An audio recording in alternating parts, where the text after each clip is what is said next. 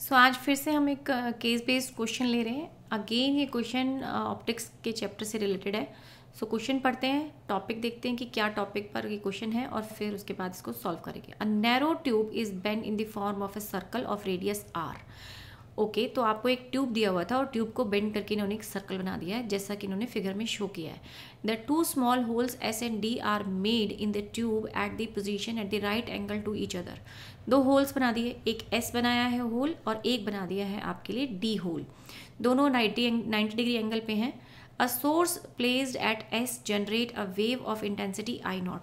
तो यानी यहाँ पर आपने कोई एक सोर्स रखा हुआ था, ये सोर्स पोजीशन कहते हैं और इसकी इंटेंसिटी वो बोल रहे हैं कितनी थी, आई नॉट थी। Is equally divided into two parts, one part travel along the longer path while the other travel the shorter path. Both the wave meet at D where a detector is placed. अब यहाँ D position पे एक detector रखा हुआ है, जहाँ पर आप ऑब्जर्व करोगे कि पोजीशन जो है यानी जो भी इंटरफेरेंस हुई है या जो आपको आउटपुट मिल रहा है वो क्या है। और उन्होंने बोला कि ऐसे जो लाइट रेडिएशन आ रही थी वो दो पाथ ट्रेवल कर रही है, एक तो जा रही है लॉन्गर पाथ की तरफ, ये पूरा घूम के आएगी और फिर वापस डी पे पहुंचेगी, और दूसरी पहुंच रही है कहाँ पर, छोटे पाथ की तरफ। जो बड़ी वाली वेव है जिसने बड़ा पाथ लिया वो भी यहीं पर पहुंचने वाली है और जो छोटे पाथ पे है वो भी वहीं पर पहुंचने वाली है, and there they will meet to interfere. अब इसमें क्या हो गया, फेज रिवर्सल आ गया, फेज चेंज आ गया, भी पाथ डिफरेंस आ गया बेसिकली हम ये बोले। तो हमें कहा गया है, आगे क्वेश्चन देखेंगे क्या पूछते हैं, लेकिन ये कहा गया कि यहाँ डी पर एक डिटेक्टर रखा हुआ था जो डिटेक्ट कर रहा है कि एक्चुअली में इनमें क्या डिफरेंसेस आए या किसने पाथ ज़्यादा कवर किया, कम किया, इंटेंसिटी पे क्या वेरिएशन आया। Let us see what the question is. तो पहला क्वेश्चन पूछा है, if a maxima is formed at the detector. Okay, तो हमें कहा गया कि मैक्सिमा बन गया है डिटेक्टर के ऊपर। पहला क्वेश्चन देखेंगे हम, मैक्सिमा बना दिया है डिटेक्टर पे, यानी कि डिटेक्टर जब ऑब्जर्व कर रहा था तो उसको मैक्सिमा मिला। Then the magnitude of the wavelength lambda of the wave produced is given by. तो जो मैग्नीट्यूड है, वेवलेंथ जो भी आया उस वेवलेंथ का जो मैग्नीट्यूड होगा वो कितना हो सकता है, पाई आर हो सकता है, पाई आर बाय 2 हो सकता है, पाई आर बाय 4 हो सकता है, ये सभी हो सकते हैं। तो देख लेते हैं। अब हमने कहा कि क्योंकि एक ने बड़ा पाथ लिया एक ने छोटा पाथ लिया तो दोनों में कुछ ना कुछ पाथ डिफरेंस होगा। पाथ डिफरेंस को हम जनरली डेल्टा एक्स से रिप्रेजेंट करते हैं। तो क्या करेंगे, इसमें लॉन्गर में से शॉर्ट पाथ जो है उसको सब्ट्रैक्ट कर देंगे, ठीक है। तो अब लॉन्गर पाथ को निकालें कि उसने कितना डिफरेंस किया हो। तो ये क्या है, बेसिकली पाइप के अलॉन्ग चल रहा है, तो सरकमफ्रेंस हो गया। सरकमफ्रेंस कितनी होती है, अगर पूरे पाइप की लेनी हो तो 2 पाई आर, लेकिन यहाँ तो 2 पाई आर नहीं हुई। एक ने तो डिस्टेंस कवर किया है 3/4 और एक ने किया है सिर्फ हाफ, मतलब हम 90 डिग्री का एंगल लेते हुए एक ने 90 डिग्री एंगल कवर किया, जबकि एक पूरा 180 कवर करने के बाद भी एक्स्ट्रा। तो हम ये कह सकते हैं कि जो लॉन्गर पाथ था, जिसने लॉन्गर डिस्टेंस कवर किया, उसने जो डिस्टेंस कवर किया होगा 3/2 पाई आर किया होगा, और जो शॉर्टर वाला था उसने पाई/2 आर किया होगा, ठीक है। 3/2 क्यों बोला, क्योंकि वो ऐसे चला, पूरा कवर किया, एंड देन उसके बाद भी वो यहाँ तक आ रहा है, इतना पाथ है। तो यहाँ से लेकर यहाँ तक आपका पाई एंगल बन जाता है, और जो हाफ एक्स्ट्रा आ गया तो वो पाई/2 पार्ट जो है वो भी आप ऐड कर दो उसमें। तो यानी 1 फुल पाई प्लस पाई/2, तो 3 पाई/2 हो गया। तो इसीलिए मैंने 3 पाई/2 लिखा, और दूसरे वाले पार्ट ने सिर्फ इतना ही डिस्टेंस कवर किया, ये डिस्टेंस कवर हुआ है उसका, तो उसने कम डिस्टेंस कवर किया, तो उसका कितना हो गया, हाफ पार्ट ओनली, तो यानी पाई/2। ये डिफरेंस आप जब सॉल्व करेंगे you will get the answer as pi R. लेकिन हमें ये भी मालूम है कि पाथ डिफरेंस अगर मैक्सिमा के लिए आप ले रहे हो तो उसकी कंडीशन होती है पाथ डिफरेंस की, वो होता है एन लैम्डा। ये दोनों पार्ट डिफरेंस है, दोनों कंपेयर कर दें। ये इक्वेशन 1 से आया हमारे पास, यानी कि बिकॉज फ्रॉम द फिगर, और ये आया है आपका फ्रॉम द डेफिनेशन यानी फॉर्मूला, बेसिक फॉर्मूला। तो हमारे पास आ गया लैम्डा। हम यहीं से इसी क्वेश्चन से एन लैम्डा था, एन को डिनोमिनेटर में ले जाते हैं, तो ये आपके पास बचेगा पाई आर बाय एन। अब एन की डिफरेंट वैल्यू पुट कीजिए, 1 2 3 4 एंड सो ऑन। तो अब देखो क्या क्या आया, अगर एन को 1 पुट करते हैं पाई आर आ गया, एन को 2 पुट करते हैं तो आपके पास पाई आर/2 आ गया, एन को 3 पुट करेंगे पाई आर/3, एन को 4 करेंगे एन पाई आर/4, यानी सभी के सभी। तो आंसर है आपका डी।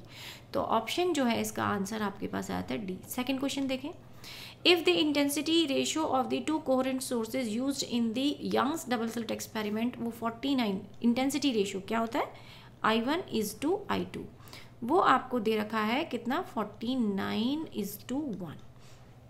ये आपको गिवन है।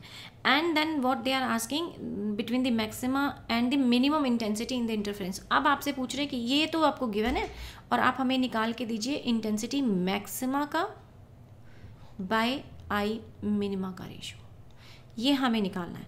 तो इसका सिंपल बहुत ही इजी फॉर्मूला होता है कि आप सिंपली एक तो फॉर्मूला होता है इंटेंसिटी मैक्सिमा मुझे निकालना हो तो ये एक रिलेशन आता है under the root of I1 square plus under the root of I2। ये स्क्वायर यहाँ नहीं है, sorry, I will just, oh ये तो बहुत पूरा ही रब होगा, चलो काफ़ी बड़ा मेरा इरेजर था।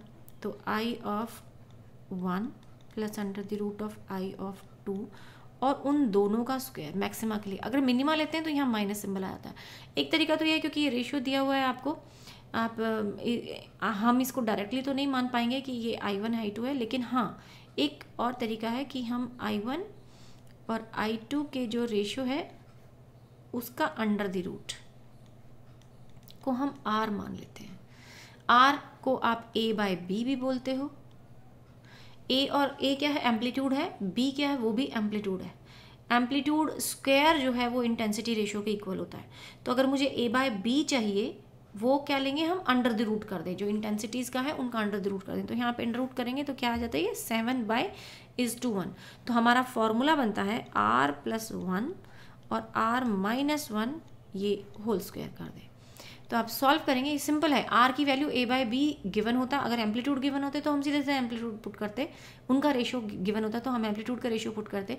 अब क्योंकि यहाँ इंटेंसिटी गिवन है तो हम क्या करेंगे, उस A/2 निकालने के लिए अंडर द रूट ले लेते हैं इंटेंसिटीज़ को, क्योंकि इंटेंसिटी प्रोपोर्शनल किसके होती है, intensity is proportional to amplitude square. Similarly I1 के लिए तो ये था, I2 के लिए क्या हो जाएगा, प्रोपोर्शनल टू B स्क्वायर। तो दोनों वैलिड है। तो हमने सिर्फ इनका रेशियो लिया और उसको अंडर रूट हटा दिया, उसको R की फॉर्म में ले आए और जब हम यहाँ वैल्यू पुट करते हैं तो ये 7+1 हो जाएगा, एक 7-1 हो जाएगा। तो 64/36 यानी 16:9। So this is option, yes this is option number D. तो यहाँ आपके पास option number D as a correct answer आता है। नेक्स्ट देखें, the maximum intensity produced at D is given by. अब इसमें कौन सी इंटेंसिटी जो है हमें डी पॉइंट पे मिलेगी, तो ये देख लें, क्वेश्चन नंबर 3 है यहाँ हमारे पास, हम 3 सॉल्व कर रहे हैं। तो इंटेंसिटी का एक फॉर्मूला तो मैंने अभी लिखा भी था, वहाँ पर भी लिख दिया था। यहाँ पर हम क्या लिखते हैं, I1 plus under the root of I(2) जो है उसका स्क्वायर, ठीक है। तो लेकिन अगर कंडीशन मानी जाए कि दोनों इंटेंसिटीज़ जो है वो इक्वल है, I1 जो है वो I(2) के इक्वल है और लेट मी से कि वो I0/2 हो गई। पीछे चलते हैं हम, ये क्या था, सोर्स क्या था, कॉमन सोर्स था। कॉमन सोर्स से निकली हुई इंटेंसिटीज इक्वल पार्ट्स में डिवाइड हो गई। पढ़ भी ले इसको, that I0 is equally divided. इसका मतलब ये था, उसने बोला है क्वेश्चन के अंदर कि I0 हमारी इक्वल पार्ट्स में डिवाइड हो रही है। तो दोनों के पास कितनी कितनी गई होगी, I0/2 I0/2। तो दोनों की इंटेंसिटीज इक्वल थी और इक्वली डिवाइड हो गई थी। तो इसी कंडीशन को लेते हुए मैंने यहाँ पे I1 और I2 को इक्वल मान लिया और उसको I0/2 माना है। तो पुट करें इसे वापस इक्वेशन में, ये भी I0/2 हो गया प्लस I0/2 हो गया और उसका स्क्वायर ले रहे हो। After placing and solving you will get the answer as 2 of I0। So यहाँ आपके पास ऑप्शन नंबर बी आता है। तो this is your B answer. Question number 4 देखते हैं। 4 क्या कह रहा है, in a Young double slit experiment the intensity of the point where the path difference is λ/6। Okay, तो क्वेश्चन हमें कह रहा है कि पाथ डिफरेंस ऑलरेडी गिवन है, वो कितना है, λ/6 है। पाथ डिफरेंस इतना है, लैम्डा क्या चीज़ है, वेवलेंथ ऑफ लाइट है, is L and if I0 denotes the intensity of the maxima. Okay, तो इन्होंने कहा है कि पाथ डिफरेंस जो है वो I के बराबर है, इंटेंसिटी से उसको सिंबलाइज कर रहे हैं I के इक्वल। तो let me repeat it question once again, क्योंकि L और I में ना कंफ्यूज हो जाता कई बार, तो फिर से समझते हैं। बट क्योंकि इंटेंसिटी की बात की तो आई एम थिंकिंग ये I ही लिखा होगा। In the Young double slit experiment the intensity at a point where the path difference is λ/2। अगर पाथ डिफरेंस आपका λ/2 है, उस पॉइंट पे इंटेंसिटी जो है, दिस इम्प्लाइज इंटेंसिटी उस पॉइंट पे कितनी दे रखी थी, वो I दे रखी थी। और if I0 denotes the maximum intensity, और I0 जो है वो पीक वैल्यू है, तो मैक्सिमम इंटेंसिटी कितनी है, मैक्सिमम I जो है वो कितनी है, I(0) है।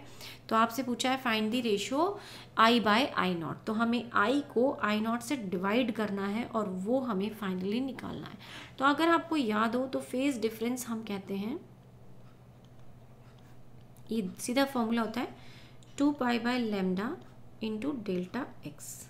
ये सीधे सीधे रिलेशनशिप है, बट उन्होंने तो कहा है कि पाथ डिफरेंस तब कितना था, λ/6 था, तो हम यहाँ λ/6 पुट कर दें, तो पुट कीजिए 2π/λ इंटू λ/6। ये लैम्डा कैंसिल हो जाता है और ये भी कैंसिल हो जाता है, तो आपके पास बचेगा π/3। ठीक है, अब हमें मैक्सिमम इंटेंसिटी का फॉर्मूला देना है। तो मैक्सिमम इंटेंसिटी क्या होता है, आई का रिलेशनशिप होता है, हम लेते हैं I0 मैक्सिमम इंटेंसिटी, क्योंकि I0 ही बोला है सिंबल वाइज, तो हम I0 ही पुट कर देते हैं, I0 cos square phi bye 2। ये फॉर्मूला है, डायरेक्टली फॉर्मूला वही पुट किया है और कुछ नहीं है। और आप इसको वैल्यू को पुट कर दीजिए 60/2, यानी फाई हमारा निकल आया, यानी this is the phi, phi is how much, π/3। तो हम वहाँ यहाँ पर पुट करेंगे कॉस स्क्वायर थीटा की जगह पर, और ये आ जाता है √3/2, और उसका स्क्वायर कर दोगे तो √3/2 का स्क्वायर, तो ये I0 into √3/2 whole square. Phi को यहाँ पुट करेंगे तो ये π/6 हो जाएगा, तो यानी 30 हो जाएगा। और फिर हम उसे सॉल्व करेंगे तो 3/4 आ रहा है। ठीक है, √3 का तो स्क्वायर होगा 3/4, तो ये हो जाएगा आपके पास 3/4, I0 3 आगे लिख देते हैं n/4। So this is your I0। अब क्योंकि रेशो मांगी गई है तो हम क्या लिखेंगे, I और take this I0 in the denominator, तो I of naught which will give you 3/4। तो देखिए जरा कोई ऑप्शन हमें मिल रहा है यहाँ पे, यस डी ऑप्शन हमारे पास है, तो आंसर इज डी। तो अगेन करेक्ट आंसर आता है। ये फॉर्मूला आपका इंटेंसिटी का रिलेशनशिप है, हमने कहीं से नहीं निकाला, ये डायरेक्टली आप देखेंगे जब दो मैक्सिमम इंटेंसिटी जो है ना वो आपको गिवन होती हैं, तो हम उस वक्त ये वाला फॉर्मूला हम यूज़ कर सकते हैं। डबल स्लिट एक्सपेरिमेंट में जब कोहेरेंट सोर्सेज होते हैं and then both the amplitudes are same, तो उसमें ये आपका शॉर्टकट में फॉर्मूला बनता है कि I0 is the peak value. तो अगर ऐसा है तो हम इसको यूज़ कर सकते हैं। लास्ट क्वेश्चन देखें, the 2 identical light waves propagating in the same direction have a phase difference d। सो ये हमारे पास फिफ्थ क्वेश्चन आ जाता है। फिफ्थ क्वेश्चन को देखते हैं कि दोनों के पास फेज डिफरेंस कितना आ रहा था, आपके पास d का फेज डिफरेंस था, d कह लो, d लिख देते हैं हम, यहाँ फेज डिफरेंस है, और फेज डिफरेंस का मतलब सिंबल होता है दिस इज डेल्टा फाई। ठीक है, after this superimpose the intensity of the resulting wave will be proportional to. अगर वो सुपर इम्पोज करते हैं तो फिर रिजल्टेंट वेव जो है किसके प्रोपोर्शनल होगी, तो थोड़ा सा स्पेस ले लें हम, लेट मी से कि किसके प्रोपोर्शनल होगी वो हमें देखना है। तो फेज डिफरेंस आपको दिया है और आपको ये कहा गया है कि ये कैसी है, डबल स्लिट एक्सपेरिमेंट की बात हुई, तो वहाँ पर ए आपका बी के बराबर, यानी एम्पलीट्यूड इक्वल होते हैं। ठीक है, तो हम कह रहे हैं 2 आइडेंटिकल, वैसे बोला गया 2 आइडेंटिकल लाइट वेव्स, तो इसका मतलब आइडेंटिकल है तो दोनों कैसी हैं, दोनों के एम्पलीट्यूड्स भी सेम रहे होंगे। देन उसके बाद हम एम्पलीट्यूड का फॉर्मूला पुट करें, तो एम्पलीट्यूड का फॉर्मूला होता था हमारे पास a² + b², लेकिन क्योंकि अच्छा पहले मैं फॉर्मूला लिख देती हूँ, a² + b² + 2ab cos of, अब फेज डिफरेंस 5 होना चाहिए था, बट यहाँ पे d बोल रहा है, तो let me write it as d। Delta बोले d बोले, वैसे तो मुझे ये डेल्टा लग रहा है नीचे। अच्छा, कई बार क्या होता है क्वेश्चन जब प्रिंटिंग लेते हैं तो गड़बड़ हो जाती है, तो कॉस डेल्टा की टर्म्स में आंसर आना चाहिए, तो let me consider it as a delta. ठीक है, डेल्टा मान लेते हैं, थोड़ी छोटी वाली इरेजर लें और इसको हटा दें, तो यस अब मैं डेल्टा लिख देती हूँ यहाँ पे, लेट अस राइट डेल्टा। ये फॉर्मूला होता है एम्पलीट्यूड का, बट हम मान के चल रहे हैं कि ए और बी इक्वल है, तो आप लिख सकते हो ये a² हो जाएगा, ये भी a² हो जाएगा, और ये भी 2a² हो जाएगा, तो हम 2a² कॉमन ले लें, सो अंदर बचेगा 1 + cos ऑफ डेल्टा, एंड आप इसे सिंप्लीफाई करें फर्दर ट्रिग्नोमेट्रिकल रिलेशन लगा के, तो ये किसके बराबर हो जाता है, 2 cos स्क्वायर डेल्टा/2। मल्टीप्लाई कर दें, ये क्या हो जाएगा 4a²। a² को एज इट इज़ भी रख सकते हो आप, नहीं तो आप एम्पलीट्यूड में I0 भी बोल सकते हो, सो cos स्क्वायर डेल्टा/2। ये हमारे पास रिलेशनशिप आया तो सिंपल पता चल रहा है कि जो R है, रिजल्टेंट एम्पलीट्यूड है ऐसी वेव का, वो किसके प्रोपोर्शनल है, cos स्क्वायर डेल्टा/2 के। और हमें मालूम है कि इंटेंसिटी किसके प्रोपोर्शनल होता है, वो R² के प्रोपोर्शनल होती है, एम्पलीट्यूड स्क्वायर के प्रोपोर्शनल। इसका मतलब वो भी किसके प्रोपोर्शनल हुई, वो भी cos स्क्वायर डेल्टा/2 के ही प्रोपोर्शनल होगी। तो ये देखिए cos स्क्वायर डेल्टा/2 हमारे पास आंसर आ रहा है, तो ऑप्शन क्या है आपके पास, करेक्ट ऑप्शन है C. So C is your correct answer. I guess next question, next भी हम और एग्जाम्पल्स लेंगे, सो अभी के लिए इतना ही, थैंक यू।